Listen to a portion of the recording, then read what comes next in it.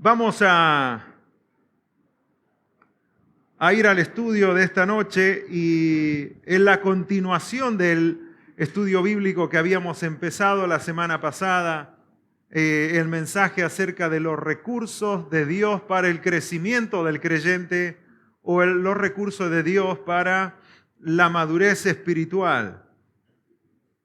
Y son tres recursos esenciales que queríamos ver juntos. La semana pasada vimos uno de esos tres, el cual es la palabra de Dios. Y hoy vamos a ver los otros dos.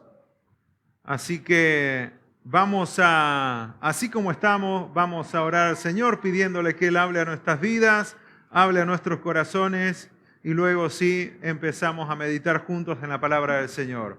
Oremos.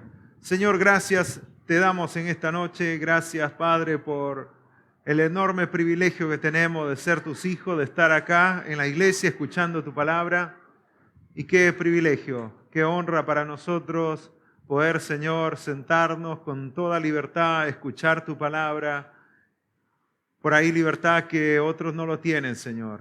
Y pedimos, Dios, que tú nos ayudes a concentrarnos, escuchar tu palabra, poder atesorarla en nuestro corazón y luego ponerla en práctica, Dios. Y que podamos ver los frutos de la transformación de tu palabra. Habla también a la vida de nuestros niños, cada uno en sus clases.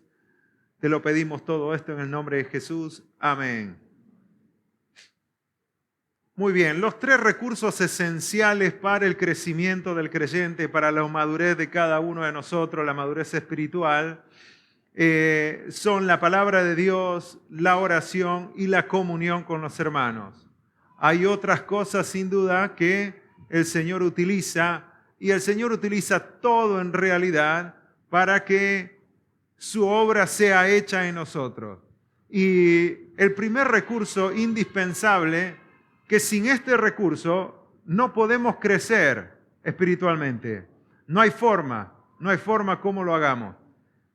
El primer recurso es la palabra de Dios. Luego el siguiente recurso esencial, que sin este recurso tampoco podemos crecer espiritualmente, es la oración. Este versículo es esencial para poder entender el tema de la oración. Y acá vamos a empezar a detenernos un poco más y a explicar y a explayarnos un poquito más. Antes de explicar este versículo, vamos al concepto de la oración. ¿Qué es la oración?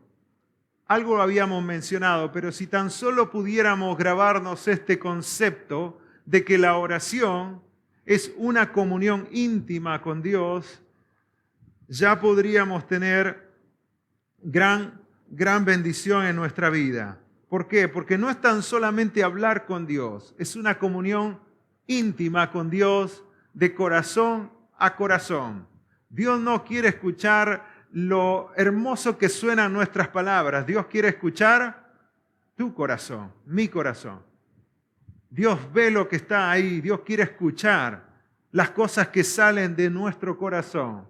Porque a veces nuestras palabras son muy lindas y nos aprendemos el léxico cristiano y ya sabemos cómo hablar con Dios. Y si yo les preguntaría a ustedes, ¿ustedes saben cómo hablar con Dios? Creo que todos levantarían la mano y dirían, sí, yo sé cómo hablar con Dios. Ahora, otra cosa es que Dios escuche tu corazón. Por eso es muy importante, la oración es una comunicación íntima con Dios personal y que muchas veces no se puede hacer tan solamente así en el silencio de tu corazón o en un minuto, en unos segundos. Para esto se necesita un enfoque, una concentración. Tiempo de calidad. Otra de las definiciones que había encontrado que es muy bueno, que le agregué algo también a esta definición, y es que la oración es hablar con Dios y es tan sencillo y natural como lo es hablar con tu mejor amigo, pero con la reverencia que se merece aquel que puede destruir el alma. Y este es el balance que necesitamos, porque a veces hacemos mucho énfasis en que la oración es hablar con Dios y es tan solo como es tan solo como si fuera hablar con mi amigo, ¿no? y yo hablo con mi amigo y comparto y puedo utilizar diferentes tipos de palabras, pero no es tan solamente eso. No es tan solo hablar con Dios como si fuera mi mejor amigo, ¿no? No podemos tutearlo a Dios, porque Dios es Dios, es el creador del universo, es nuestro creador y es aquel que nos regaló la salvación, que sin Él todavía estaríamos rumbo al infierno. Por lo tanto, ese balance es importante. Sí, hay toda la confianza para hablar con Dios como si estuviera hablando con ustedes, pero hay toda la reverencia que se merece aquel que me creó y aquel que me compró en la cruz. Por eso es importante. Cuando hablamos de la oración, y acá vamos un paso para atrás, tenemos que tener en mente este versículo. Es importantísimo entender este versículo en cuanto a la oración. ¿Por qué? Fíjense lo que dice. Léanlo junto conmigo allí en la pantalla. Y esta es la confianza que tenemos en Él, que si pedimos alguna cosa conforme a su voluntad, Él nos oye. Y si sabemos que Él nos oye, en cualquier cosa que pidamos, sabemos que tenemos las peticiones que le hayamos hecho. Aquí hay una promesa directa de parte de Dios que Él te va a responder. Él me va a responder.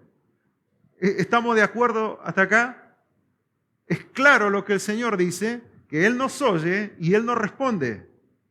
Pero si es que pedimos conforme a su voluntad. Si pudiéramos ponerle un título a esto, es la oración tiene una dirección y la dirección es la voluntad de Dios. Si nosotros tenemos como dirección en nuestras oraciones la voluntad de Dios, la gran mayoría de oraciones van a ser respondidas. A veces se mezcla nuestra voluntad con la voluntad de Dios y no va a pasar más de una vez. Pero si mantenemos el enfoque correcto en cada oración, entonces muchos de nosotros ya estaríamos experimentando la respuesta de Dios para nuestras oraciones.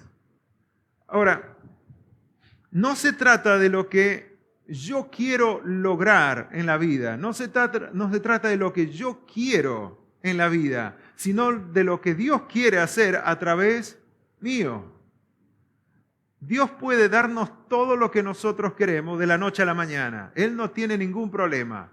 Él es el dueño de todos los campos, Él es el dueño de todo el ganado, dicen los salmos, de los montes, Él es el dueño del oro y la plata, Él es el dueño de todo. No hay nada que el Señor no te pueda dar. Ahora, ¿es su voluntad para vos, para tu vida?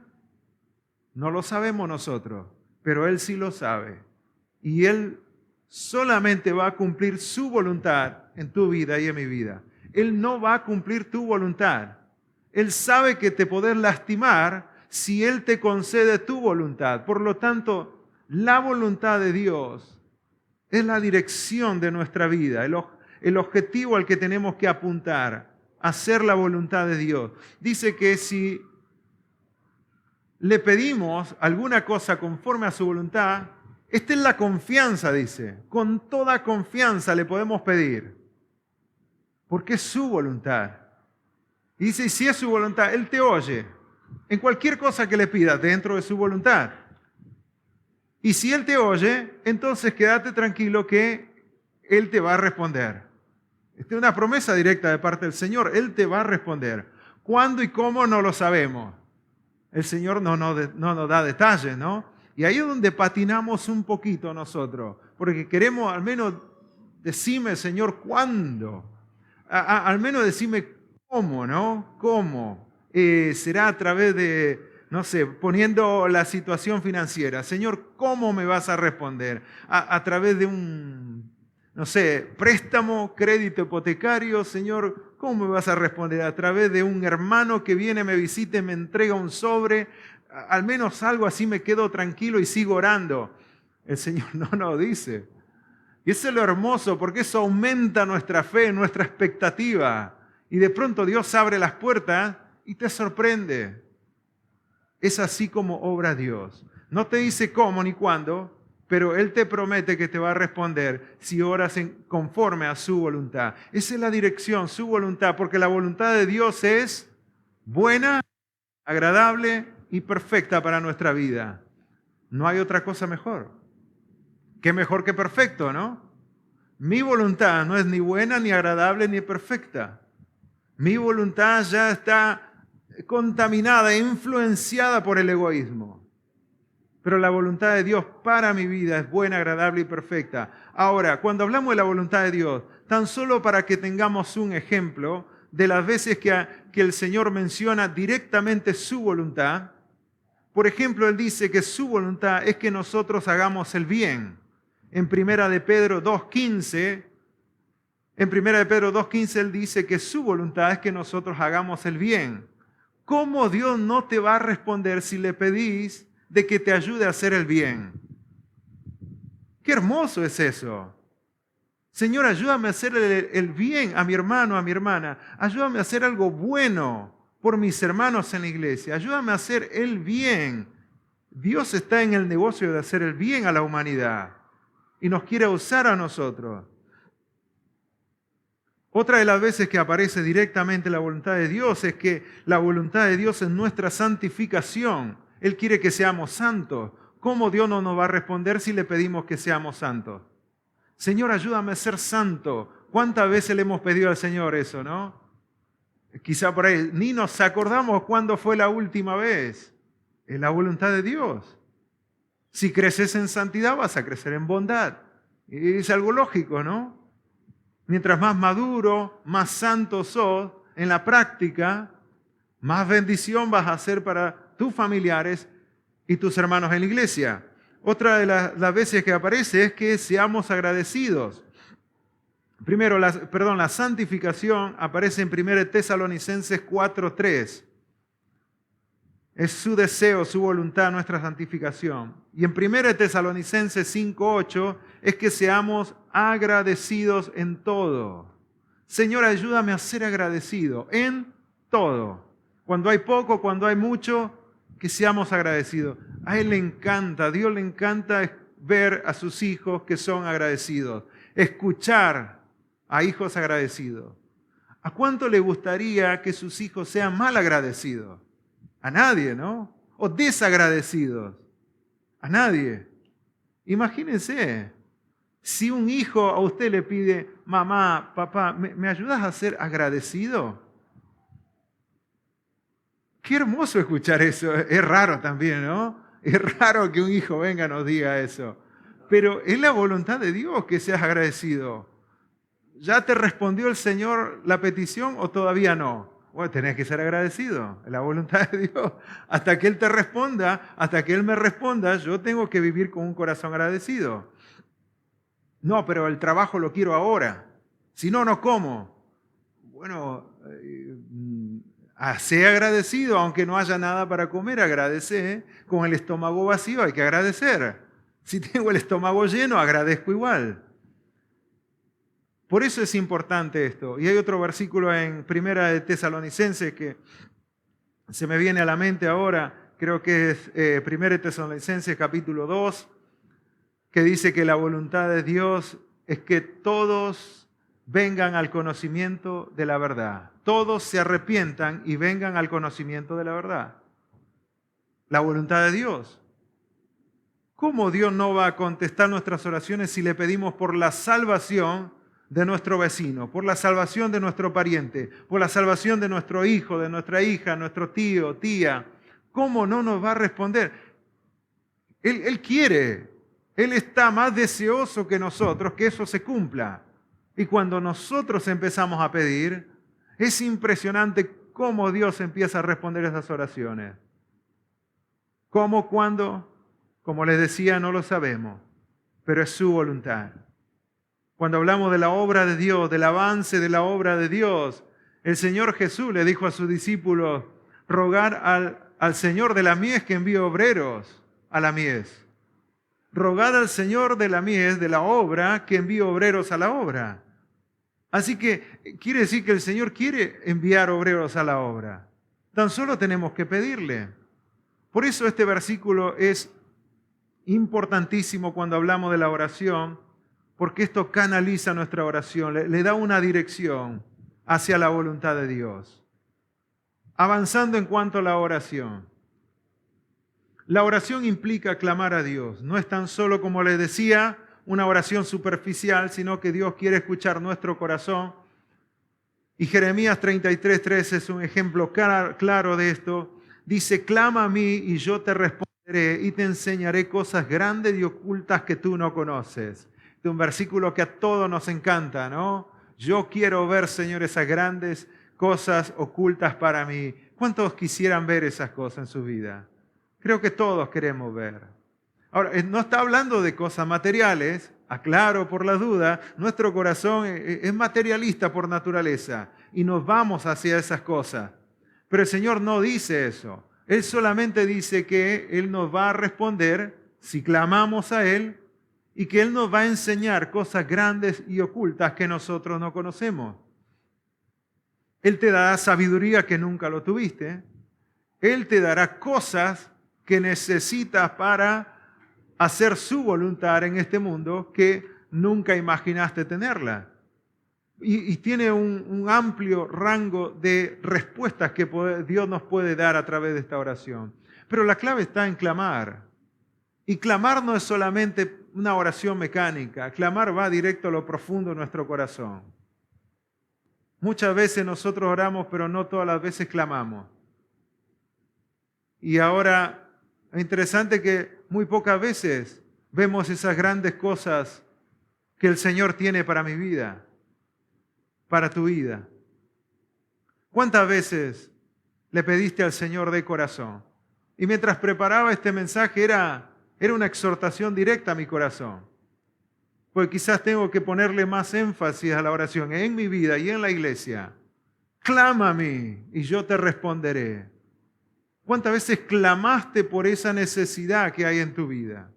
¿Cuántas veces clamaste para cumplir un objetivo que está conforme a la voluntad de Dios?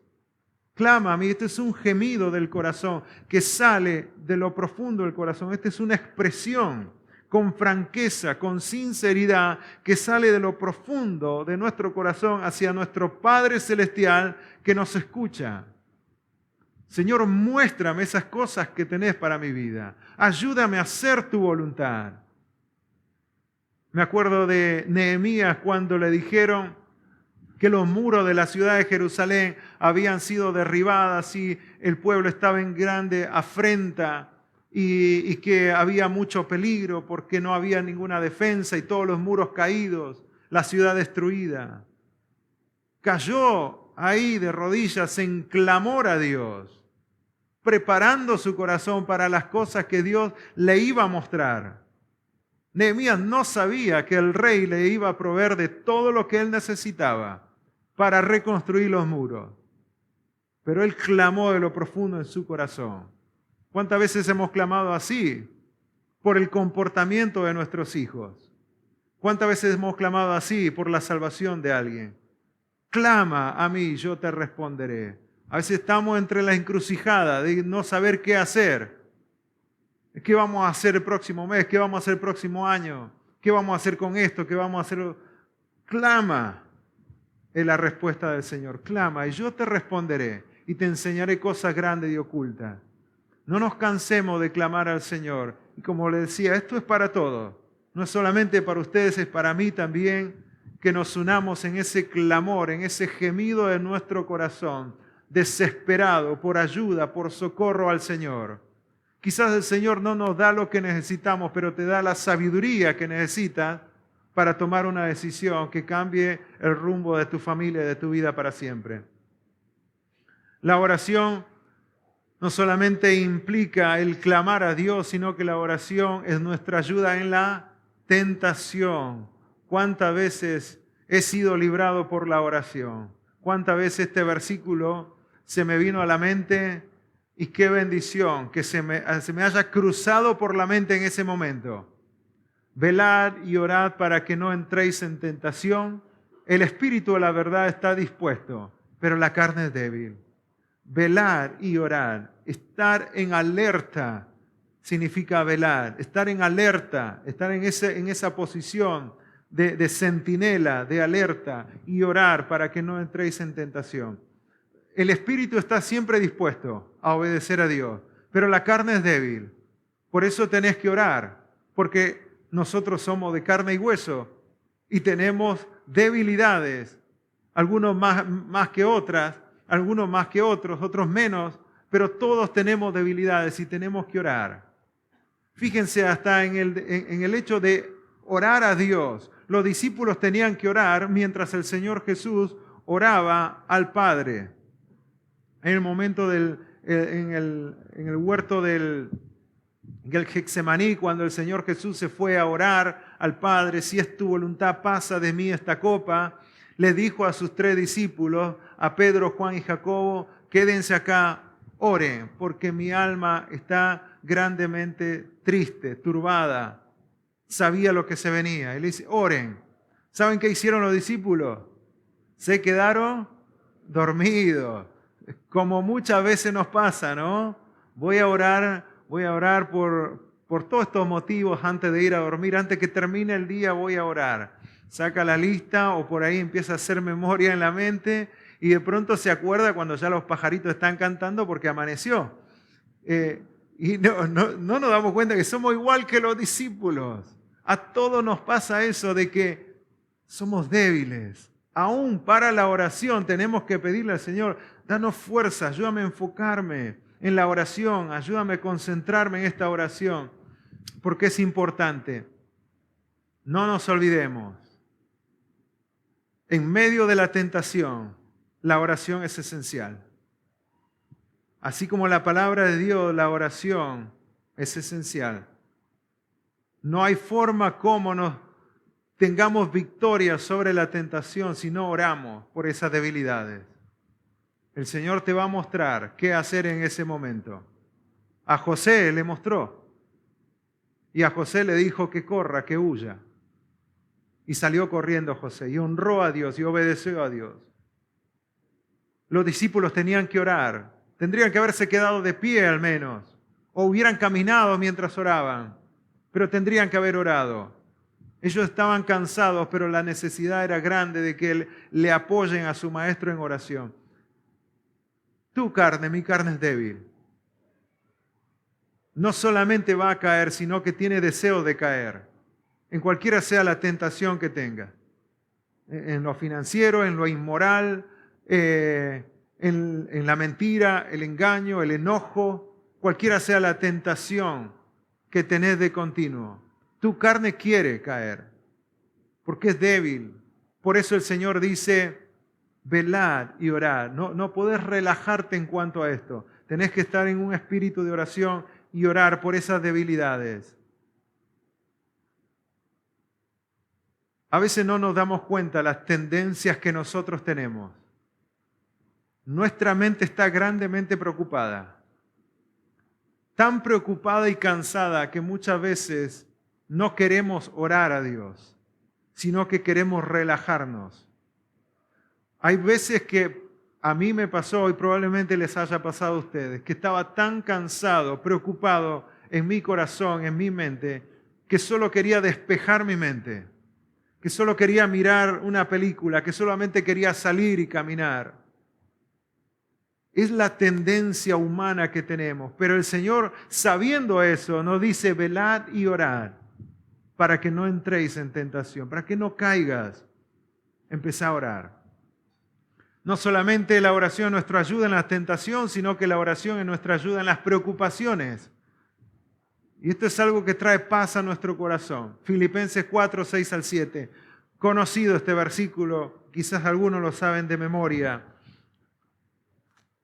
Por nada estéis afanosos, ansiosos, si no sean conocidas vuestras peticiones delante de Dios en toda oración y ruego, con acción de gracias. Y la paz de Dios, que sobrepasa todo entendimiento, guardará vuestros corazones y vuestros pensamientos en Cristo Jesús. Hermoso versículo, ¿no? Ya tan solo con leer este versículo ya siento paz en mi corazón. Porque la promesa que hay acá es tan profunda y tan hermosa que no solamente dice que Él lo va a hacer, sino que trae una paz al corazón y cuidará. ¿Qué es lo que cuidará? Nuestros pensamientos. ¿Qué es lo que nos turba? Nuestros pensamientos. En las preocupaciones. ¿Cómo pagamos el alquiler? ¿Cómo pagamos el agua, la luz? Por poner ejemplos básicos. A veces no tenemos. Fue un mes complicado, un mes difícil y no llegamos y estamos preocupados. O tenemos un compromiso de pagar algo y tenemos que pagarlo, pero no llegamos.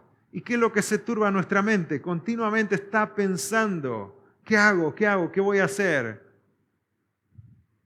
El trabajo, las preocupaciones que tenemos con la familia, el hogar, los hijos, el trabajo. Hay tantas preocupaciones y nuestros pensamientos nos turban constantemente. Por eso el Señor dice, sean conocidos, no te afanes. ¿Por qué caes en el afán? ¿Por qué caes en la ansiedad? ¿Por qué estás ansioso? Te dice.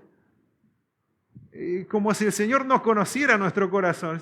¿Por qué te pones ansioso? Y uno le dice, Señor, ¿acaso no sabe que mañana tengo que pagar el alquiler y no tengo ni la mitad? Y voy a caer en mal testimonio, mi reputación se va a venir abajo. Pero el Señor dice, no te olvides que yo soy el dueño de todo.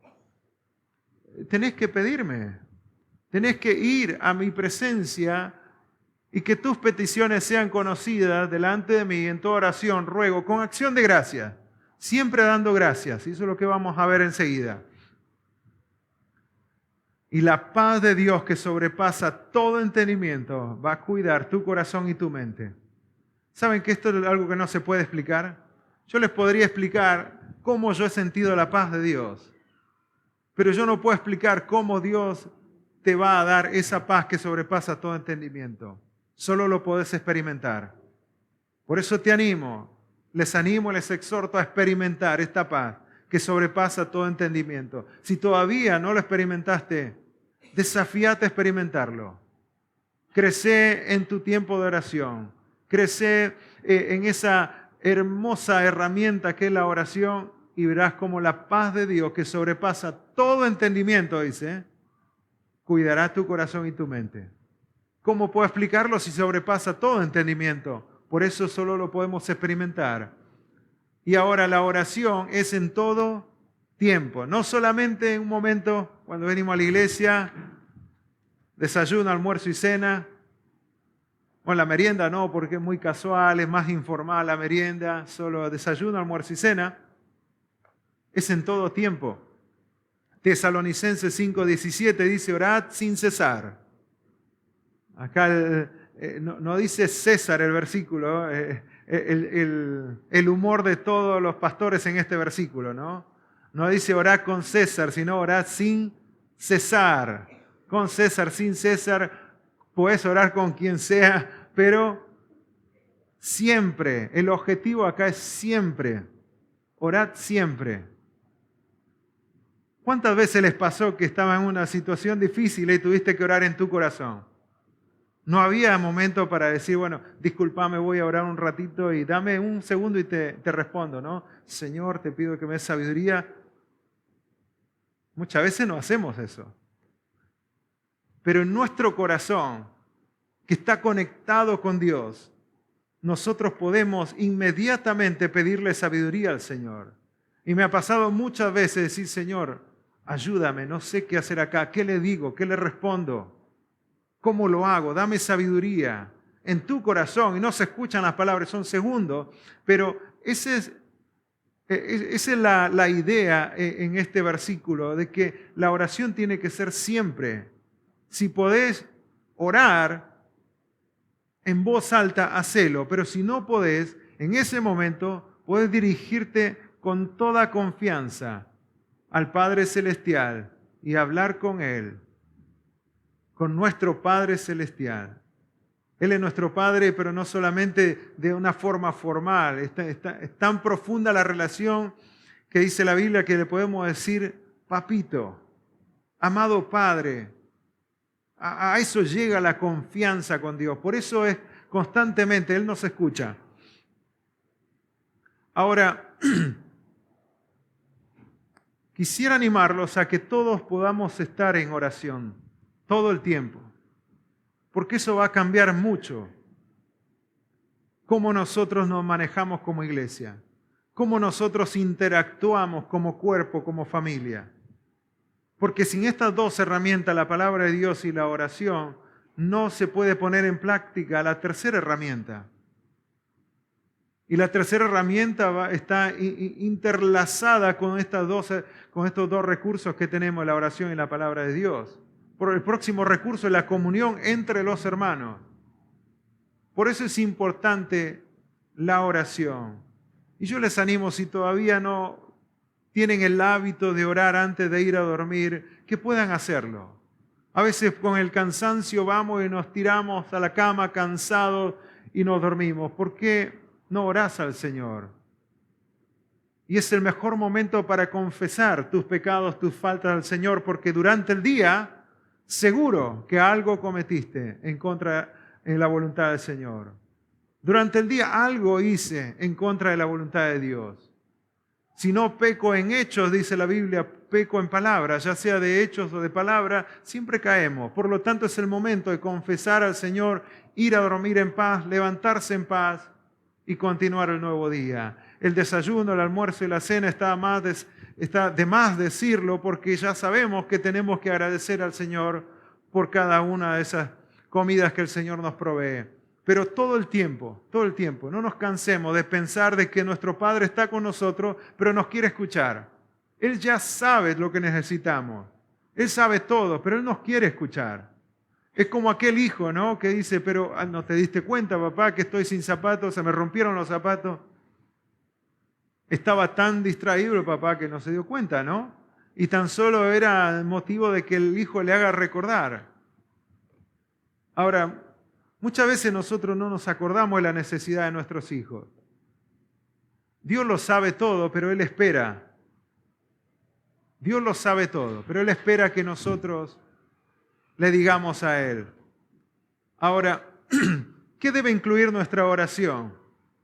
En primer lugar, confesión de nuestros pecados, para que no estorbe nuestra oración, nuestra comunión con Dios. Tiene que haber confesión. Porque dice que nosotros pecamos hasta en los pensamientos, ¿no? Hasta en los pensamientos, con la vista. Por eso tenemos que empezar con confesión. En segundo lugar, tiene que haber alabanza a Dios por lo que Él es y por lo que Él hace. Gracias, Señor, por tu bondad, por tu amor, tu gracia. Gracias por todo lo que has hecho, lo que haces en nuestra vida. Tiene que incluir esa alabanza a Dios por lo que Él es y por lo que Él hace. Luego las peticiones por las necesidades personales y la intersección por otros. Y los motivos por otros. Y luego acción de gracias por lo que Dios hizo, hace y hará. Por lo que Él va a hacer. Yo le doy gracias porque Él va a hacer su voluntad y es lo mejor para mi vida. Yo en mi oración ya le doy gracias a Dios. Por lo que hizo, por lo que hace y por lo que hará.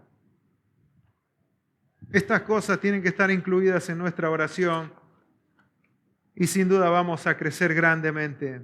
La oración, iglesia, es algo en lo que tenemos que crecer y vamos a hacer mucho énfasis constantemente y hacernos acordar los unos a los otros de orar, de llevar todas nuestras peticiones al Señor. Él quiere escucharnos. Quizás por ahí todavía no hemos recibido respuesta del Señor porque no hemos estado clamando. Porque no somos agradecidos. Quizás nos hemos estado quejando mucho por lo que no tenemos y no le hemos estado agradeciendo por lo que ya tenemos. Tenemos que crecer en este aspecto de la oración. Y otro de los grandes recursos para nuestra madurez espiritual es la comunión con Dios. La comunión entre los hermanos.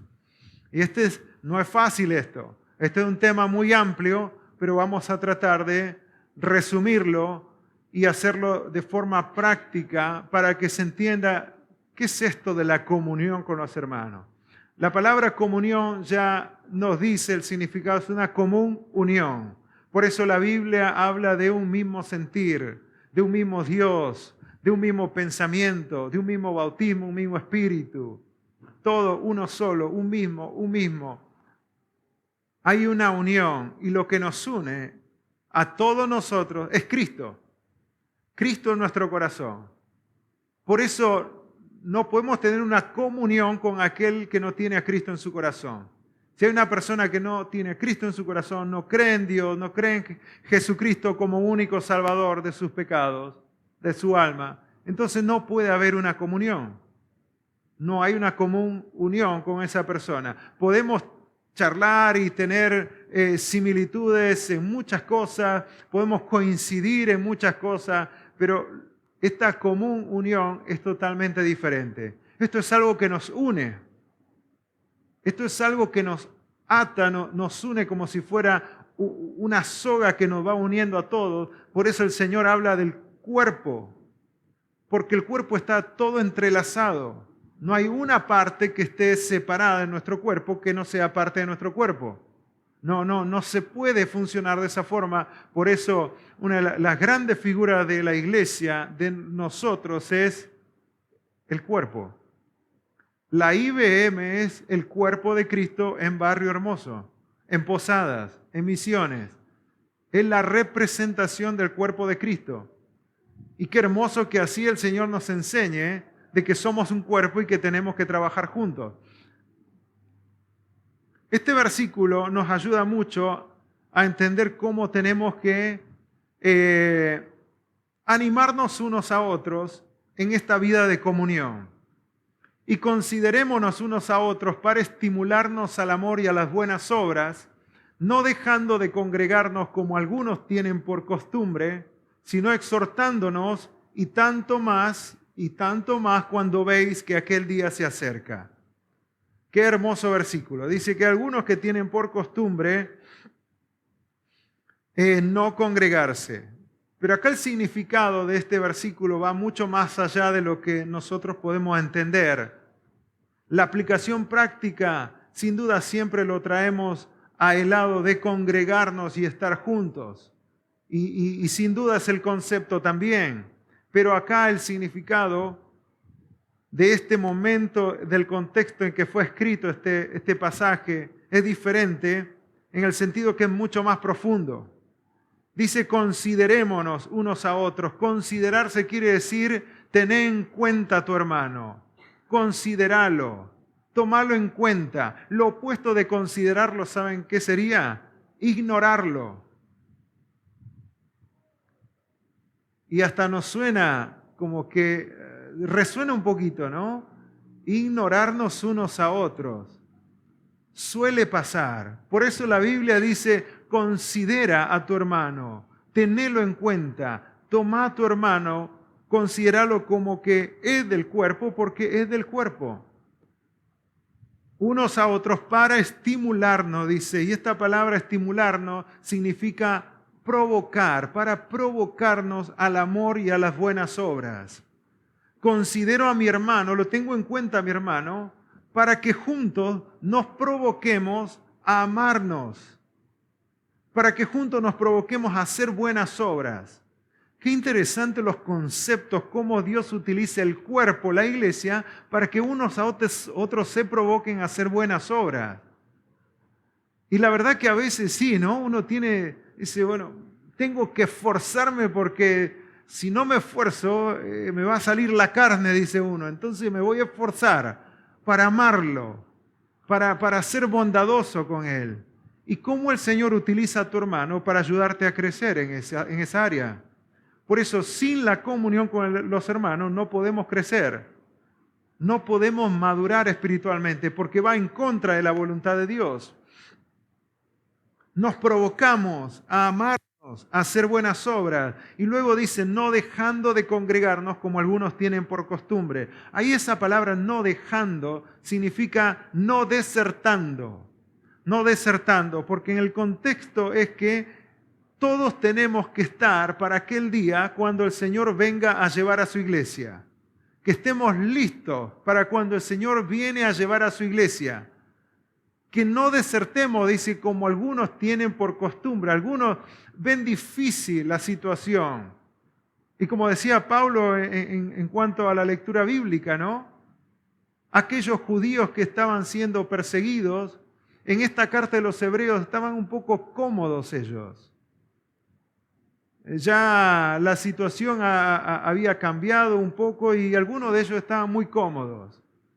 Otros estaban todavía bajo presión, bajo persecución, sobre todo de los judaizantes, y querían desertar. No, es muy sufrido, si no simpatizo con los judaizantes no voy a tener trabajo. ¿Quién me da trabajo? Entonces desertaban. Y el autor le dice, no sean como aquellos que desertan. Ojo, aquel que deserta de las filas del ejército no deja de ser un soldado. Sigue siendo un soldado, un desertor. Si no es un soldado, no se le puede decir desertor. Por lo tanto, no está hablando acá de la salvación, de que deserta y ya no es más salvo. Esto es todo lo contrario. No está para el momento que el Señor viene a llevar a su iglesia y que tiene que estar y que tiene que abrazar al Señor y que tiene que esperarlos con ansia. Por eso Juan 2:28 dice que habrá muchos que se alejarán del Señor avergonzados y otros estarán contentos, agradecidos que el Señor aparece en las nubes para llevar a su iglesia y que seremos todos arrebatados con Él para estar con Él para siempre, porque están listos, están preparados. Dice, tenemos que estar así porque el día se acerca. Esta es la idea de que el día ya está a la vuelta de la esquina. Exhortémonos, dice, unos a otros, animémonos unos a otros porque el Señor ya está a la vuelta de la esquina. No te canses, no desertes. Quédate acá en las filas. Vamos juntos, porque si no, cuando el Señor aparezca, te vas a tener que alejar por vergüenza, porque no estuviste en las filas. ¿Saben cómo podemos permanecer juntos en las filas para esperar al Señor? Unos a otros. El inconverso no me puede animar a mí a estar listo para la venida del Señor. ¿Saben quién tiene que animarme a mí? Ustedes. Y yo animarlos a ustedes. Y entre ustedes tienen que animarse para estar listos. No hay otra forma. Yo no puedo esperar de que un pariente que no conoce al Señor me anime a estar bien en la vida espiritual, en la vida cristiana. No hay una común unión. Su pensamiento está en otra cosa. Mi pensamiento está en el Señor.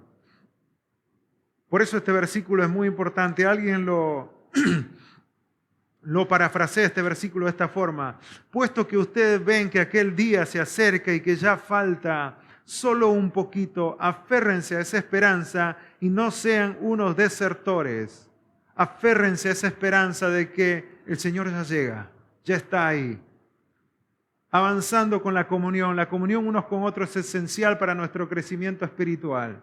Vamos a leer nada más este versículo porque lo hemos mencionado varias veces en diferentes ocasiones, especialmente cuando estudiamos el libro de Efesios.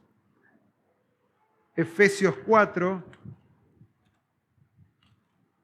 15 al 16, tan solo para que vean cómo funciona este asunto de unos a otros. Versículo 15 del capítulo 4 de Efesios dice así: sino que siguiendo la verdad en amor, crezcamos en todo en aquel que es la cabeza. Esto es Cristo, de quien todo el cuerpo, bien concertado y unido entre sí, por todas las coyunturas que se ayudan mutuamente, según la actividad propia de cada miembro, recibe su crecimiento para ir edificándose en amor. ¿Cómo recibe su crecimiento? Por la actividad propia de cada pastor. ¿Dice así? No, vamos de vuelta. Versículo 15, 16. De quien todo el cuerpo, bien concertado y unido entre sí por todas las coyunturas que se ayudan mutuamente. Está unido, no se puede separar. Luego dice, según la actividad propia de cada miembro. Qué específico, ¿no? Qué hermoso. Cada miembro recibe su crecimiento para ir edificándose en amor. no hay forma como crezcamos si no nos edificamos unos a otros, iglesia.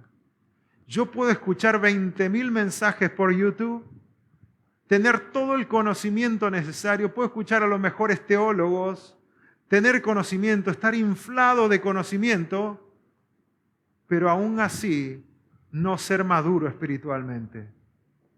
Y probablemente que no lo sea. Es tanta la comodidad nuestra y es tanto esa naturaleza que nos aleja de los demás, que hoy en día hay iglesias que son tipo cine, donde no hay un pastor físico, no es una iglesia constituida, sino que hay una pantalla de un predicador que es de otra ciudad, que lo transmiten en vivo y todos escuchan. Todos se saludan, se dan la bienvenida, escuchan al pastor, se saludan, se despiden y se van a sus casas. Hay otros que aún son más cómodos y que lo ven desde su casa. Dice, si voy a ir solamente para ver al pastor en la pantalla, mejor me quedo en mi casa. Ahora está de moda iglesia en tu casa, ¿no? Iglesia en tu casa. Por eso nosotros no transmitimos en vivo las predicaciones, para que ustedes vengan. En algún momento lo tendremos que hacer. La tecnología avanza, las predicaciones son de tanta bendición. Pero iglesia, la comunión es vital. No podemos cambiar la comunión. O sea, la forma de administrar la iglesia no lo ponemos nosotros. Dios ya lo estableció así. Es como decirle a Dios cuál es la mejor forma de edificar el cuerpo. El Señor nos dirá, están locos, ¿no? Yo sé la forma como ustedes se pueden edificar porque yo los creé a ustedes. Yo los compré en la cruz. ¿Cómo cambiamos las cosas muchas veces? Y qué desafío para nosotros, iglesia, y tenemos que hacerlo, de poder animarnos unos a otros, visitarnos unos a otros. ¿Cuándo fue la última vez que visitaste a un hermano?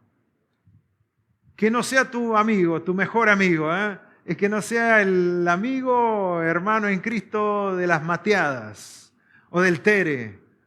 Que no sea sacando a ese que siempre lo visitas, con el que siempre tomas mate, o a la persona, a la hermana con la que siempre tomas mate. ¿Hace cuánto que no lo visitas? ¿Hace cuánto que no le mandás un mensaje, no lo llamás? No hay forma cómo exhortar a un hermano, animar, cómo edificar a un hermano así de forma virtual, ¿no? Es imposible, no es bíblico. Suple alguna necesidad, sin duda, pero no es lo que Dios dejó preparado para que nosotros hagamos. Y su voluntad es la única, es buena, agradable y perfecta, y es una sola. Ahora, yendo a la parte práctica, rápidamente, solo esto lo mencionamos, fíjense, y después me van a decir si todo esto lo podemos hacer desde nuestra casa o de forma virtual. En primer lugar, tener paz unos con otros.